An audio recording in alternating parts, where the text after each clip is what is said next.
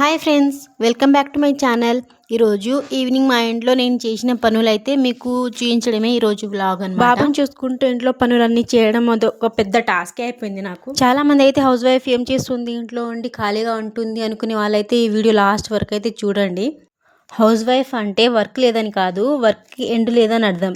House wife work అంటే ఒక్క పని కాదు, అది ఒక రెస్పాన్సిబిలిటీ, ఒక సాక్రిఫైస్, ఫుల్ టైం డ్యూటీ అనమాట. జాబ్ చేసే వాళ్ళకి, బయటికి వెళ్ళి వర్క్ చేసే వాళ్ళకి ఒక టైం లిమిట్ అనేది ఉంటుంది. కానీ ఈ హౌస్ వైఫ్లకి అయితే మార్నింగ్ లేచినప్పటి నుంచి నిద్రపోయేంత వరకు వర్క్ చేసి, మార్నింగ్ లేచినప్పటి నుంచి స్టార్ట్ అయ్యి ఈవినింగ్ పడుకునేంత వరకు జరిగే పనే ఇది. శాలరీ లేదు, హాలిడేస్ లేవు, కానీ ఫ్యామిలీ స్మైల్ చూస్తూ అన్నీ మర్చిపోతారు హౌస్ వైఫ్స్. అదే హౌస్ వైఫ్కి అంటుంటారు కదా, అమ్మ వర్క్కి టైం లేదు, అమ్మ లవ్కి లిమిట్ లేదు అని. అది నిజమే. హౌస్ వైఫ్స్ గురించి ఎంత చెప్పినా తక్కువే.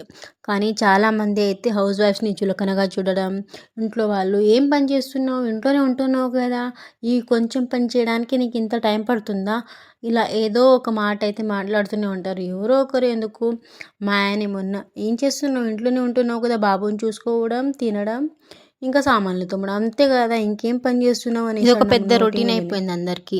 ఇంట్లోనే ఉంటున్నావు కదా, ఏం పని చేస్తున్నావు అని చెప్పడం. ఇంట్లో ఉండి పనులు చేస్తే తెలుస్తుంది, అయినా చూసే వాళ్ళకేం తెలుస్తుంది అండి, చేసే వాళ్ళకి కదా అర్థమయ్యేది. అది చాలదన్నట్టుగా ఇంకొకటి చెప్తారు.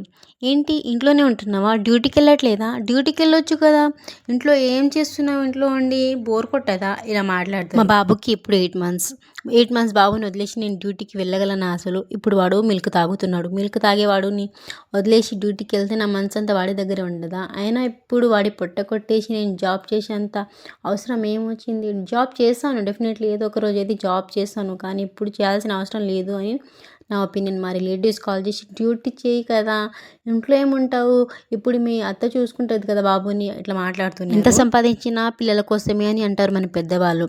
ఇప్పుడు వాడిని చిన్నపిల్లాడిని వదిలేసి నేను జాబ్ చేసి సంపాదించిన వాడికి ఎంత హ్యాపీనెస్ ఉంటుందా? ఇప్పుడు వాడితో నేను ఉండి వాడిని చూసుకొని బాగా చూసుకుంటేనే కదా వాడు మంచిగా పెరుగుతాడు, వాడికి హ్యాపీ, రోజు రోజుకి వాడు పెరిగిపోతూనే ఉంటాడు. మళ్ళీ ఒక 1 yearకి నేను ఇప్పుడు ఉన్నట్టుగా వాడితో ఉండగలనా?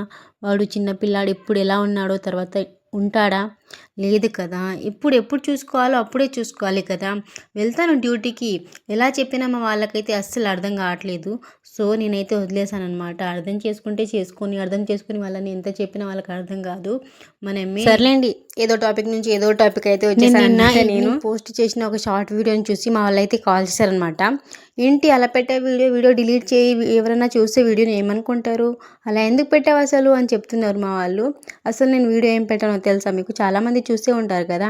అదే ఫస్ట్ హస్బెండ్ మ్యారేజ్ అయిన కొత్తలో మా పేరెంట్స్ని మంచిగా చూసుకో, వాళ్ళు ఏమన్నా పట్టించుకోకు, ఇలా అని చెప్తారని ఒక వీడియో అయితే చేశాను నేను. ఎవరైనా చూడకపోతే చూడండి. ఆ వీడియో కోసమే కాల్ చేసి చెప్పారనమాట. నాకైతే చాలా నవ్వు వచ్చింది. ఏంటి గుమ్మడికాయ దొంగ ఎవరంటే నేను కాదు అని భుజం తడుముకున్నట్టు మా వాళ్ళని నాకు కాల్ చేసి చెప్తున్నారు అనిపించింది. వాళ్ళు చాలామంది నా వీడియోస్ అయితే చూస్తారు, కానీ లైక్ చేయరు, సబ్స్క్రైబ్ చేయరు. వాళ్ళు సబ్స్క్రైబ్ చేసుకుంటే నా ఛానల్ ఎక్కడికో వెళ్ళిపోతుంది, నేను ఫేమస్ అయిపోతాను. నాకు ఒకటి అసలు అర్థమే కాదు, పెళ్ళైన తర్వాత ఎందుకు అబ్బాయిని మారిపోయావు పెళ్ళికి ముందు ఉన్నట్టు లేవు అంటారు. ఎందుకు అమ్మాయి కూడా మారిపోతుంది కదా, వాళ్ళ పేరెంట్స్ని వదిలేసి వస్తుంది. పెళ్ళికి ముందు వాళ్ళ పేరెంట్స్ ఎలా ఉంటుంది, ఇప్పుడు అలా ఉంటుందా? అలా ఉండగలదా అసలు? మొత్తం మార్చేసుకొని మొత్తం వదిలేసి వచ్చేస్తుంది కదా.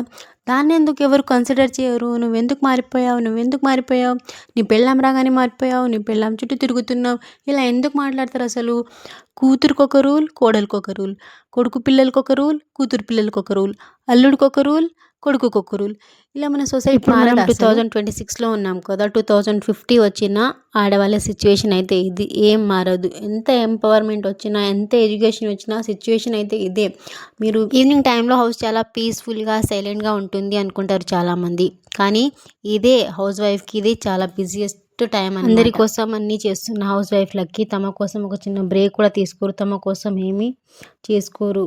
వాళ్ళ పిల్లల, వాళ్ళ హస్బెండ్ల సంతోషమే తన సంతోషం అనుకుంటూ ఉంటారు. ఇంట్లో చిన్న బూజు కనిపించిన మా ఆయన అయితే, ఏంటి బూజు దులపడం లేదా, రోజంతా ఏం చేస్తున్నావు, ఇంట్లోనే కదా ఖాళీగా ఉంటున్నావు, ఆ బూజు కూడా దులపడం రాదా, బూజు దులుపు, రేపు నాకు కనిపించదు ఆ బూజు అని చెప్తాడు. ఎంత చేసినా ఇంట్లో ఎవరికి ఆ పని అయితే కనిపించదు, రికగ్నిషన్ ఉండదు. ఎవరు థ్యాంక్ యూ చెప్పాలని కాదు, కానీ అర్థం చేసుకోవాలి కదా ఎంత పనులు చేస్తున్నారు అనేసి. అయినా దానికి మించి ఇంకా కూరలో ఉప్పు లేదు, కారం లేదు, ఉప్పు ఎక్కువైంది, కారం తక్కువైంది ఇట్లా చెప్తూ ఉంటారనమాట. కొంచెం ఎక్కువ తక్కువ అయినా ఆ పూటకి పస్తులు అనమాట. అంటే తినకుండా అందుకేనేమో అమ్మ ప్రేమ తగ్గదు, అలాగే ఇంట్లో ఆడవాళ్ళ పనులు కూడా తగ్గవు అని అంటారు. సర్లేండి, నేను ఎంత గొంతు చించుకున్నా అర్థం చేసుకునే మనసు ఉండకపోతే ఏం చేస్తాను. అయినా అదేంటో లాస్ట్ 15 days నుంచి నా ఛానల్లో చాలామంది సబ్స్క్రైబర్స్ అయితే తగ్గిపోతూ ఉన్నారు. డైలీ ఒక 2-3 తగ్గిపోతున్నారు. ఒకరు సబ్స్క్రైబర్ పెరుగుతున్నారు, ఇంకా 2-3 తగ్గిపోతూ ఉన్నారు.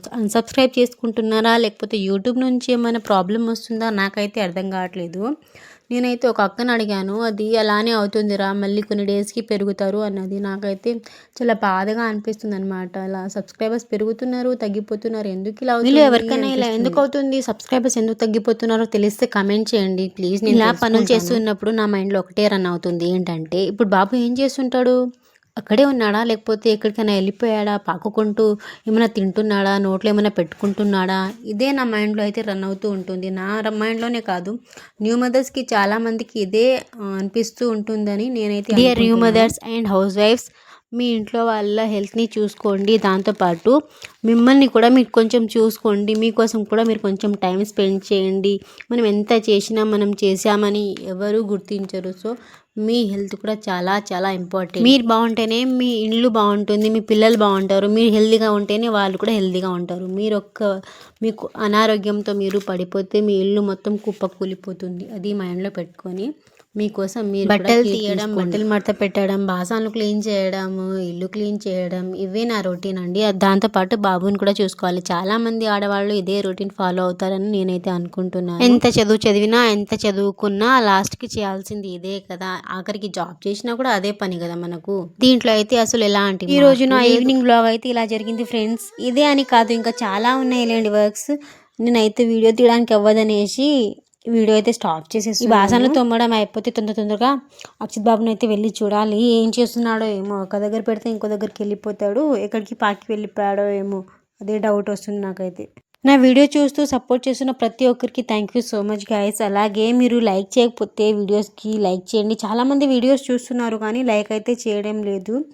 సో ప్లీజ్ లైక్ అయితే చేయండి. మీరు చేసే లైక్ నాకు ఎంతో యూజ్ అవుతుంది. అలాగే ఛానల్ని సబ్స్క్రైబ్ చేయకపోతే ఛానల్ని అయితే సబ్స్క్రైబ్ చేసుకోండి, నాకు సపోర్టివ్గా ఉంటుంది. చాలామంది అన్సబ్స్క్రైబ్ చేసుకుంటాను, ప్లీజ్ సబ్స్క్రైబ్ అయితే చేసుకోండి. అలాగే మీ డైలీ రొటీన్ ఎలా ఉంటుందో కమెంట్లో అయితే కమెంట్ చేయండి. ఇదిగోండి మా బాబు అయితే బయటకు వచ్చేసాడు, చెప్పాను కదా నేనైతే. ఓకే గైస్, మళ్ళీ ఇంకొక వ్లాగ్లో అయితే కలుద్దాం. అప్పటి వరకు అందరికీ bye. Thank you so much video అందరికి చూస్తున్న వాళ్ళకి.